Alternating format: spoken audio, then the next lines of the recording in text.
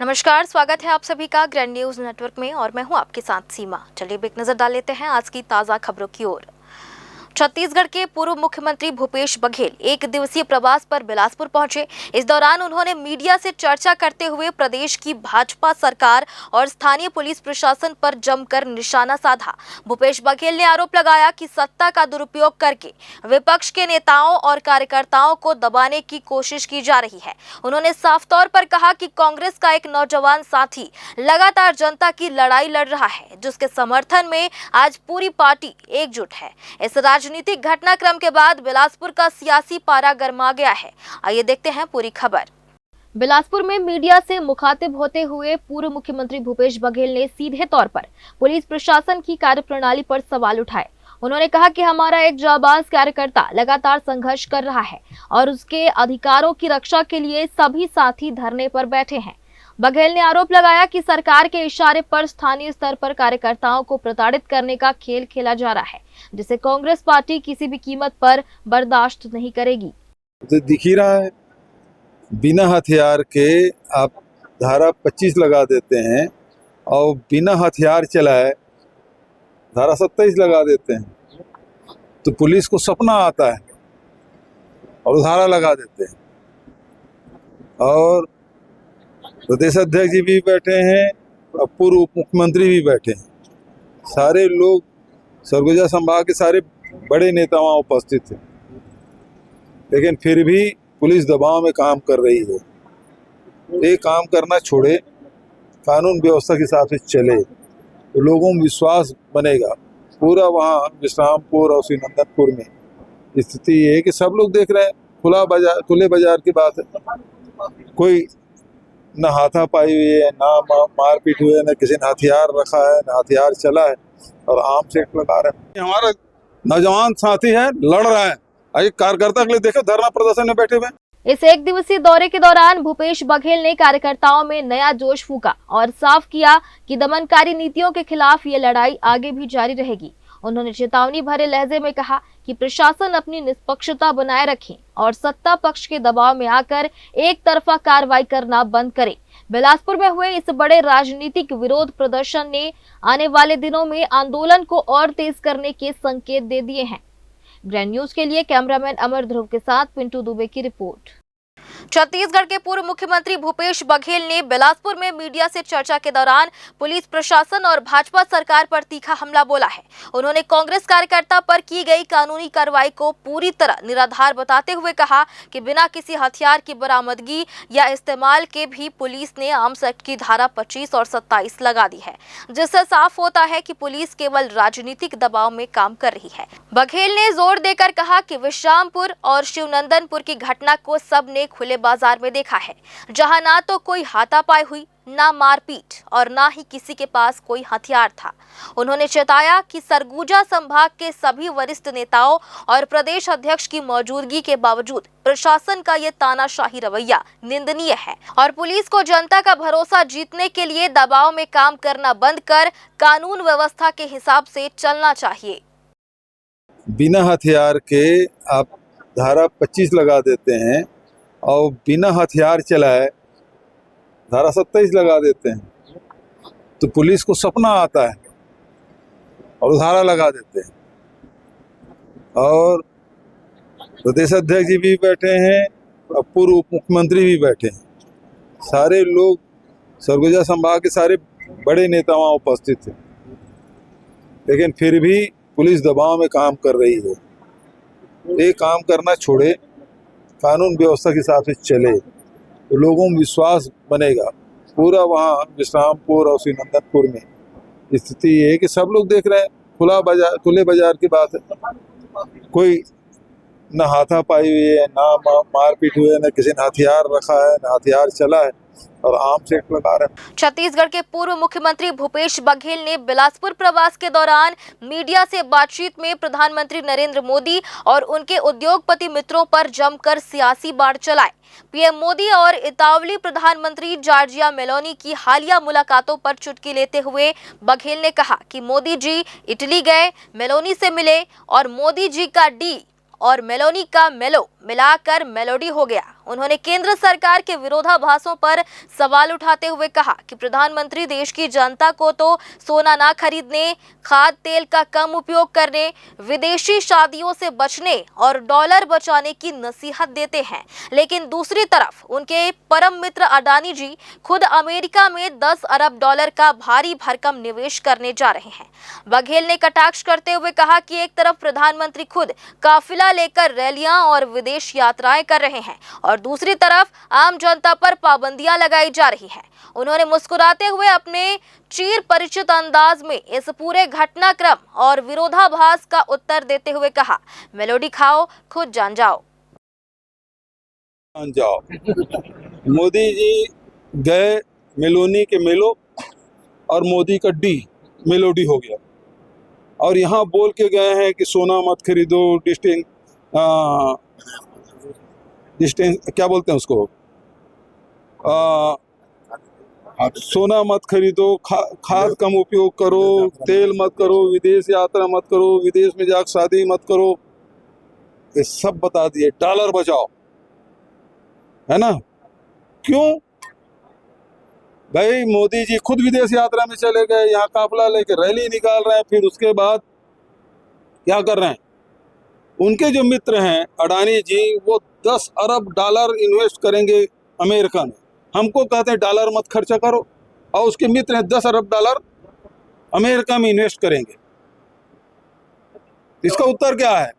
इसका उत्तर यही है, मेलोडी खाओ, खुद जान जाओ। छत्तीसगढ़ के पूर्व मुख्यमंत्री भूपेश बघेल ने अपने 1 दिवसीय प्रवास के दौरान केंद्र सरकार और धार्मिक गुरुओं पर अब तक का सबसे बड़ा सियासी हमला बोला है।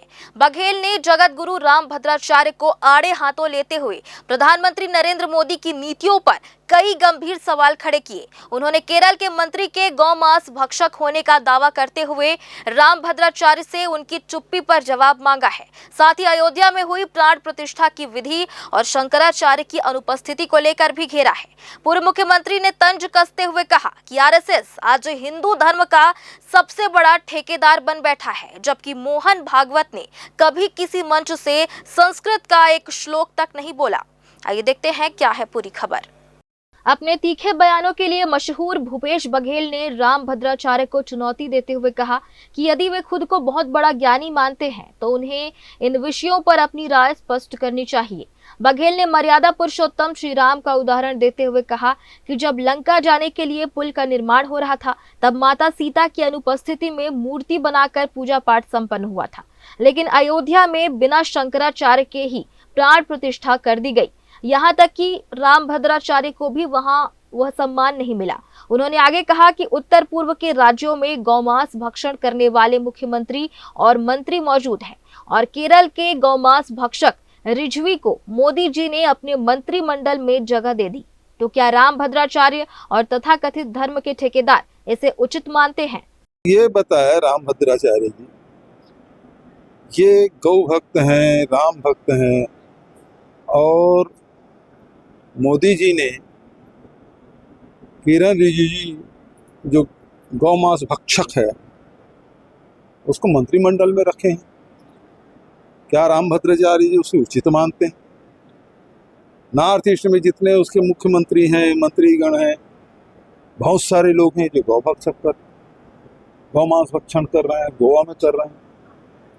तो क्या रामभद्राचार्य जी उसे उचित मानते हैं? हम तो सांसारिक लोग हैं, हमको चुनौती दे रहे हैं कि चर्चा कर ले। मैं उसे विनम्र निवेदन करना चाहता हूं कि उसका जो चेला है वो कौन है? बागेश्वर, क्या नाम उनका? धीरेन्द्र शास्त्री, उसके चेले हैं। वो पर्ची देख के सब बता देते हैं, उन्हीं चीज से उसके चरणों में बैठे रहते हैं। अपने चेले को थोड़ा निर्देशित करें कि पेट्रोल डीजल के भाव थोड़ा कम करवा दें। पूर्व मुख्यमंत्री ने रामभद्राचार्य के शिष्य धीरेन्द्र कृष्ण शास्त्री उर्फ बागेश्वर धाम सरकार पर भी कटाक्ष किया। बघेल ने कहा कि उनके चेले पर्ची लिखकर लोगों का भविष्य बता देते हैं, तो रामभद्राचार्य जी अपने चेले को निर्देशित करके देश में पेट्रोल डीजल और रसोई गैस के दाम क्यों नहीं घटवा देते। उन्होंने प्रधानमंत्री मोदी और अमेरिकी राष्ट्रपति डोनाल्ड ट्रंप के रिश्तों पर भी तीखा सवाल दागते हुए कहा कि रामभद्राचार्य जी अपने दिव्य दृष्टि से देखकर पूरे देश को यह बताएं कि आखिर ऐसी क्या मजबूरी है कि मोदी जी अमेरिकी राष्ट्रपति डोनाल्ड ट्रंप के सामने झुक जाते हैं और उनके सामने कोई कदम नहीं उठा पाते। आज पूरा देश महंगाई से त्रस्त है, इसलिए भद्राचार्य जी को अपनी दिव्य दृष्टि का इस्तेमाल जनता के हित में करना चाहिए। जय न्यूज के लिए कैमरामैन अमर ध्रुव के साथ पिंटू दुबे की रिपोर्ट। बिलासपुर में बिजली संकट अब केवल कटौती तक सीमित नहीं रह गया है, बल्कि शहर की विद्युत व्यवस्था पूरी तरह ब्लास्ट मोड में नजर आ रही है, जिससे तिफरा से लेकर खमतराई तक के इलाके थर्रा उठे हैं। तिफरा के सिद्धिविनायक नगर, गुरु रोड और मां आशापुरम कॉलोनी में हुए हादसे के बाद अब खमतराई के वार्ड नंबर 58 रानी दुर्गावती नगर से भी ट्रांसफार्मर ब्लास्ट और आतिशबाजी जैसी खतरनाक चिंगारियां निकलने के वीडियो सामने आए हैं। देर रात हुए इन धमाकों के कारण दोनों ही बड़े इलाकों में घंटों ब्लैकआउट रहा, जिससे भीषण गर्मी और उमस के बीच जूझ रहे स्थानीय निवासियों का धैर्य जवाब दे गया। तिफरा के रहवासियों का गंभीर आरोप है कि पिछले एक सप्ताह से लगातार रात के समय अघोषित बिजली कटौती की जा रही है और बार बार शिकायत करने के बावजूद विभाग के कर्मचारी केवल कागजी और अस्थायी सुधार करके चले जाते हैं, जिसके कुछ ही देर बाद सप्लाई फिर से ठप हो जाती है। ओवरलोड और बदहाल मेंटेनेंस की इस जमीनी हकीकत ने बिजली विभाग के दावों की पोल खोलकर रख दी है। बिलासपुर से एक बेहद सनसनीखेज और खूनी वारदात सामने आई है। सकरी थाना क्षेत्र के नेशनल हाईवे पर स्थित भवानी ढाबा के बाहर देर रात खाना खाने गए 3 छात्रों पर बदमाशों ने जानलेवा हमला कर दिया। मामूली विवाद के बाद बदमाशों ने पीड़ितों पर चाकू, बेल्ट, पाइप और पत्थरों से ताबड़तोड़ वार किए, जिससे तीनों युवक लहूलुहान होकर गंभीर रूप से घायल हो गए। इतना ही नहीं, आरोपियों पर पीड़ितों की सोने की चैन लूटने और मोबाइल फोन को जमीन पर पटक कर चकनाचूर करने का भी संगीन आरोप लगा है। इस दुस्साहसिक वारदात के बाद हरकत में आई सकरी पुलिस ने त्वरित कार्रवाई करते हुए मुख्य आरोपी सुमित यादव को धारदार चाकू के साथ गिरफ्तार कर लिया है। आइए देखते हैं क्या है पूरी खबर। पूरी घटना 25 मई की देर रात की बताई जा रही है। शिकायतकर्ता छात्र हर्ष पटेल अपने दोस्तों आदित्य मुदलियार और आदित्य साहू के साथ जोकी और लोखंडी के बीच स्थित भवानी ढाबा में खाना खाने गया था।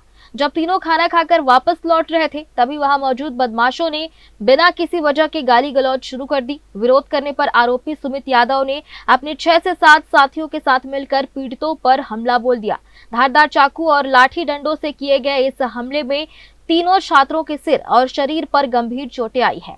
वारदात को अंजाम देने के बाद आरोपी पीड़ितों की सोने की चैन लूटकर और मोबाइल तोड़कर वहां से फरार हो गए। हम लोग ढाबे पे रात को 2 बजे खाने गए थे। घर पे खाना कम हो गया था तो भूख लगी थी। तो उसके बाद क्या हुआ कि हम लोग जब वहाँ से निकलने लगे तो ये दारू पी के ये सुमित और इसके साथी हमसे कुछ बोले, गाली दी हमको। तो हमने, मेरे दोस्त उतरा और उसने पूछा क्या हुआ। तो उसके बाद मेरे दोस्त को इसने मारना चालू कर दिया, एक मोटे दोस्त ने इसके। और जब उसने मारा तो मैं बचाने आया, और जब मैं बचाने आया तो मुझे खदेड़ दिया। मुझे कुर्सी से मारा, रॉड से मारा, मेरे पे पत्थर गिराने वाले थे, मेरे को चाकू से यहाँ मारा, इतना बड़ा घाव हो गया। और साथ ही साथ उसके बाद जब मेरे दोस्त ने देखा, जो बिल पे कर रहा था आदित्य मुदलियार, वो भागते हुए आया मेरे को बचाने के लिए। मेरे ऊपर पत्थर मारने वाले थे, अगर वो थोड़ा लेट होता तो मेरी जान भी चली जाती। कम से कम 10 से 15 लोग थे। घटना की रिपोर्ट दर्ज होते ही बिलासपुर पुलिस महकमे में हड़कंप मच गया। वरिष्ठ पुलिस अधिकारियों के निर्देश पर सकरी थाना प्रभारी विजय चौधरी की टीम ने घेराबंदी करते हुए महज कुछ ही घंटों में मुख्य आरोपी सुमित यादव को ओवरब्रिज के पास से दबोच लिया। आरोपी के पास से पुलिस ने वारदात में इस्तेमाल धारदार चाकू बरामद कर उसके खिलाफ आर्म्स एक्ट के तहत कार्रवाई की और उसे न्यायिक रिमांड पर जेल भेज दिया है। वहीं मामले में लापरवाही बरतने वाले ढाबा संचालक राजकुमार पनमानी और थाने में आकर आरोपी का पक्ष लेने व पुलिस कार्रवाई में बाधा डालने वाले 2 अन्य सहयोगियों के खिलाफ भी पुलिस ने सख्त प्रतिबंधात्मक कार्रवाई की है। फिलहाल पुलिस मामले के अन्य फरार आरोपियों की सरगर्मी से तलाश कर रही है। ग्रैंड न्यूज के लिए कैमरामैन अमर ध्रुव के साथ पिंटू दुबे की रिपोर्ट। गौरेला पेंड्रा मारवाही जिले के पेंड्रा थाना क्षेत्र अंतर्गत कोटमी मुख्य बाजार में मंगलवार को दिन दहाड़े हुई सनसनीखेज वारदात ने पूरे इलाके को दहला दिया। 3 अज्ञात बदमाशों ने लूटपाट के इरादे से एक सराफा दुकान में घुसने का प्रयास किया। विरोध करने पर बदमाशों ने सोना चांदी व्यापारी पप्पू उर्फ प्रदीप सोनी को गोली मार दी और मौके से फरार हो गए। जानकारी के अनुसार बाइक सवार 3 युवक कोटमी बाजार स्थित सराफा दुकान पहुंचे थे। बताया जा रहा है कि वे लूटपाट की नीयत से दुकान में घुसने की कोशिश कर रहे थे।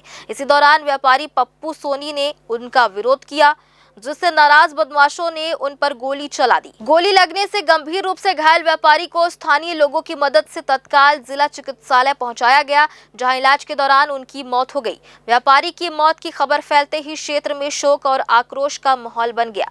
घटना के बाद पूरे बाजार में अफरा तफरी मच गई। सूचना मिलते ही पुलिस की टीम मौके पर पहुंची और घटना स्थल का निरीक्षण किया। पुलिस को घटना स्थल के पास से एक जिंदा कारतूस भी बरामद हुआ है, जिसे जांच के लिए जब्त कर लिया गया है। पुलिस ने आसपास के क्षेत्रों में घेराबंदी कर दी है तथा फरार आरोपियों की तलाश तेज कर दी गई है। सीसीटीवी फुटेज और प्रत्यक्षदर्शियों से मिली जानकारी के आधार पर बदमाशों की पहचान करने का प्रयास किया जा रहा है। दिन दहाड़े बाजार के बीच हुई इस वारदात ने कानून व्यवस्था को लेकर कई सवाल खड़े कर दिए हैं। फिलहाल पुलिस मामले की जांच में जुटी हुई है और आरोपियों की गिरफ्तारी के लिए विशेष टीम गठित किए जाने की जानकारी सामने आ रही है। फिलहाल पूरे क्षेत्र में तनाव और दहशत का माहौल है। वहीं व्यापारियों में घटना को लेकर भारी नाराजगी देखी जा रही है। और फिलहाल आज की ताजा खबरों में बस इतना ही। आगे भी खबरें जारी रहेंगी। बने रहिए ग्रैंड न्यूज़ नेटवर्क के साथ।